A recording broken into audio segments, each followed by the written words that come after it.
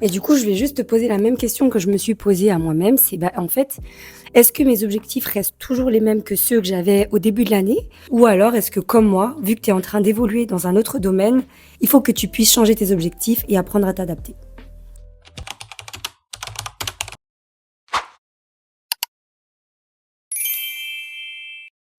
Hi Queens, alors ça fait un moment, c'est vrai, mais vous allez comprendre dans cette vidéo pourquoi. Je suis hyper contente de tourner cette vidéo, même si ça fait 4 jours que je la repousse, parce qu'il fait tellement chaud. Mais là, en fait, j'ai complètement pas le choix parce que je voyage demain et qu'il faut que je fasse cette vidéo. Du coup, voilà, j'ai décidé de pas me prendre la tête. J'ai pas voulu commencer à faire un setup de fou, tout simplement parce que j'ai trop chaud. Et parce que comme j'ai besoin de m'adapter, comme tu l'as compris, il y a des choses sur lesquelles il faut que j'arrête de m'attarder pour passer plus de temps sur des choses qui sont un peu plus prioritaires. Bon, 2026, pas 2025, 2026, c'est dans 6 mois. Guys. En fait, à chaque fois que je fais ces vidéos-là, vu que c'est tous les 3 mois, en fait, je suis toujours choquée. Je sais pas comment ça se fait que le temps passe aussi vite, mais je vais continuer de le dire parce qu'en fait, ça passe hyper vite. Du coup, l'idée, c'est, comme tu as vu dans le titre, c'est que je vais faire mon bilan semestriel avec toi, t'expliquer un petit peu comment j'ai dû changer mes objectifs, mais surtout, je veux pouvoir t'aider à faire le tien. Moi, pour pouvoir faire mon bilan, j'ai vraiment besoin de créer un environnement qui soit vraiment cosy. Faire son bilan, ça prend vraiment du temps, donc il faut que tu sois à l'aise. Généralement, je vais mettre une petite musique d'ambiance, je vais prendre une boisson que j'aime bien. Normalement, je prends un thé ou un café, mais là, franchement, j'ai trop chaud. Donc, ce que moi, j'ai fait, c'est que je me suis fait une petite eau, tout simplement. Avec de l'ananas, de la menthe, du citron. Trop bon. Et je suis prête pour faire mon bilan. Moi, pour faire mon bilan, j'ai eu besoin de 2 choses. Mon vision board et aussi le guidebook gratuit que j'avais créé au début de l'année pour suivre mes objectifs et voir où est-ce que j'en suis aujourd'hui. Ça va aussi me permettre de planifier la suite de l'année, donc le 3e trimestre.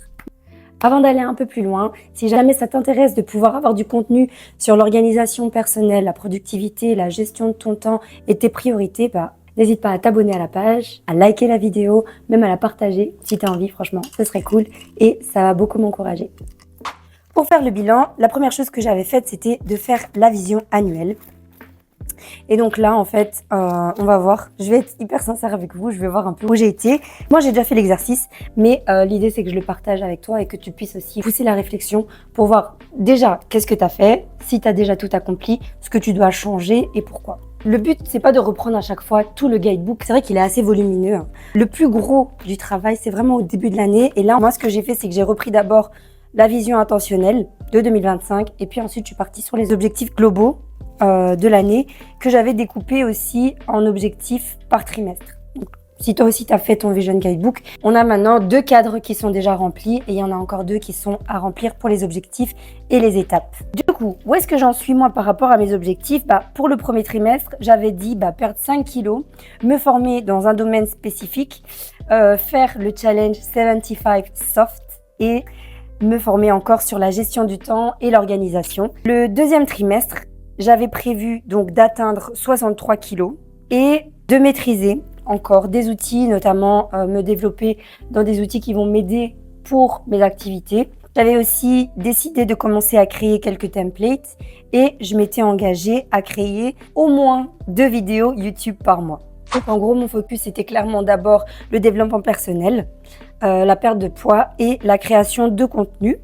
Et alors, pour pouvoir faire mon vision board, là j'avais mes résolutions et mes goals qui étaient des habitudes à développer, l'organisation, des loisirs. Pour pouvoir expliquer un petit peu ce qui s'est passé, vu que j'ai parlé des objectifs qui devaient changer et s'adapter, c'est que dans ma carrière professionnelle, j'ai eu plein d'opportunités qui se sont ouvertes. C'était dans mes objectifs annuels, mais je les avais mis pour la fin de l'année, notamment le coaching, donc tout ce qui est lié au coaching de carrière, au coaching professionnel. C'est des choses auxquelles j'aspirais et en fait, il y a des opportunités qui se sont imposées à moi et j'ai dû en fait tout changer. Ça veut dire que j'ai dû commencer à suivre 4 formations en même temps, j'ai dû commencer à donner des formations. Et du coup, j'ai perdu l'espace que j'avais prévu, que ce soit peut-être pour lire, pour créer du contenu, parce que j'ai dû apprendre d'autres choses et donc ça m'a pas vraiment laissé l'espace que j'avais prévu de base parce que j'avais tout simplement pas mis ça dans mes objectifs du début de l'année. Donc il a fallu que je puisse un petit peu m'ajuster, ce qui fait que le 75 soft, si tu as vu ma vidéo, je l'ai fait Voilà, ça a assez bien fonctionné pour moi. Je pense que j'aimerais quand même encore bien le refaire, mais cette fois-ci peut-être en développant d'autres aspects. Moi, franchement, personnellement, les challenges, c'est vraiment des trucs qui me boostent. Je fonctionne vraiment bien avec les challenges, avoir des défis, des deadlines, c'est des trucs, franchement, ça me fait du bien. J'y suis arrivée, mais encore de nouveau, cette année, je crois que c'est vraiment l'année où j'apprends un nouveau mot, c'est s'adapter. Donc, et si c'est ton cas, bah, sache que c'est OK en fait. C'est OK parce que bah, la vie, elle est faite de saisons. Il y a des imprévus, il y a des choses qui viennent s'imposer à nous et on n'est pas totalement maître du plan. Donc, c'est bien de planifier, mais il faut pas être rigide. Il faut accepter aussi que parfois le plan va changer et pour moi, bah, c'est mon cas. Donc, pour la perte de poids, et bah, franchement, chaque année, je dis non, non, j'ai pas su parce que blablabla. Bla, bla, bla. J'ai perdu du poids. Bouh! Je suis trop contente. Genre, j'étais trop vénère sur mon corps parce qu'en fait, bah voilà, mon corps, il se bagarre un peu contre moi. J'ai des petits, il y a des petits trucs que je dois faire un peu plus que les autres. Mais on dirait que j'ai trouvé des petites recettes qui fonctionnent pour moi. Donc, je suis contente. J'ai pas perdu 5 kilos, j'ai perdu 4 kilos. Mais je suis contente parce que mon entourage le voit. Et non seulement mon entourage le voit, mais je me sens bien. Donc pour ça, je suis contente. Je vais encore continuer. L'intérêt en fait de faire le guidebook plus le vision board, c'est qu'en fait, tu as des objectifs que tu vas poursuivre tout au long de l'année. Par exemple, tout ce qui est lifestyle, bien-être, développement personnel. Mais ça, c'est pas vraiment quelque chose qui est smart. C'est pas quelque chose que tu vas pouvoir traquer de manière spécifique, mais c'est visuel. Par exemple, moi, pour mon vision board, je sais que il y a des choses que j'ai besoin de développer. Il y a des choses aussi que j'ai pas encore pu commencer. Par exemple, il y a un projet que j'ai qui est pour le 2e semestre. Je l'ai pas encore commencé, mais je le vois, donc ça m'aide. Il y a au niveau du sport, bah franchement, je suis toujours assez contente. Je crois que ça, c'est vraiment le point qui, d'année en année, je me rends compte qu'en fait, c'est vraiment le point sur lequel je suis le plus assidue. Bah, c'est parce que c'est le truc qui me fait le plus plaisir aussi. Même si j'avoue que la fille qui est là, c'est pas vraiment moi encore. Mais j'y travaille et franchement, je vais y arriver. J'avoue que l'image, elle me booste assez. Niveau alimentation, c'est plutôt bien. D'ailleurs, comme je dis, j'ai perdu un peu de poids. Il faut que je travaille beaucoup plus à faire du drainage sur mon corps. Voilà, parce que bah, j'en ai besoin. Je le fais, c'est un peu chiant. Hein. Tous ces trucs, j'en avais parlé. Le drainage, le dry brush et tout ça. Bon, j'ai un peu de mal, mais bon. Pour l'heure de lever, bah, pour 5 heures, franchement, ça, c'est maîtrisé. Mais du coup, j'ai voulu me challenger, j'ai voulu commencer un peu à me lever à 4 heures. Ça, par contre, j'y arrive pas toujours. Ça dépend vraiment de mon énergie, ça dépend vraiment de l'heure à laquelle je me couche. Mais j'aimerais vraiment me lever tous les jours à 4 heures, en tout cas pendant la semaine. Ça devient un de mes objectifs pour le 2e semestre. Bon, le prince charmant, voilà. Et ce qui est par rapport à la vie de prière, bah, je crois qu'on peut jamais dire que ça va vraiment bien. Mais enfin, en tout cas, on peut pas. Je pense pas qu'on puisse se vanter de se dire qu'on a une vie de prière qui est au top. Mais je rends grâce à Dieu. Je rends grâce à Dieu. Voilà, on a eu pas mal d'événements à l'église. C'est ça aussi qui a fait que bah, j'ai dû adapter mon temps. On a eu 21 jours de jeûne et prière. J'avais aussi eu un temps de jeûne personnel. J'ai aussi participé à plusieurs séminaires. Et en fait, la vie de l'église, ça fait partie intégrante de ma vie. Et donc, il faut que j'apprenne à m'adapter. Et c'est aussi une des choses, et c'est OK, qui a eu du poids dans la manière dont j'ai géré mes priorités. Et donc, ce que j'ai décidé de faire, tout simplement, c'est de réadapter mes objectifs pour que je puisse avoir un bilan positif à la fin de l'année. Tout simplement parce que, comme j'ai expliqué, les formations que je suis en train de suivre prennent pas mal de mon temps. Et donc, voilà, j'arrive pas forcément à être aussi présente sur les réseaux, mais parce que finalement, c'est pas ma priorité. Et donc, c'est possible aussi que toi, t'aies mis des priorités selon ce que toi t'avais envie, selon ce que t'avais décidé, mais que par rapport à ta carrière, par rapport à ta vie, peut-être que t'as des enfants, peut-être que t'as un mari, peut-être que t'as eu des imprévus, t'as eu des choses qui ont dû venir changer ton train de vie. Moi, j'ai pas mal de personnes qui viennent me dire sur Instagram, je sais pas comment tu fais pour être si rigoureuse, mais ils ont pas la même vie que moi. Donc, il y a des personnes qui ont des enfants en bas âge, il y a des personnes qui travaillent de nuit, qui ont des shifts, qui savent pas avoir une vie aussi stable que moi. Il y a des choses qui font que je suis vraiment privilégiée dans mon lifestyle et malgré ça, ça reste compliqué.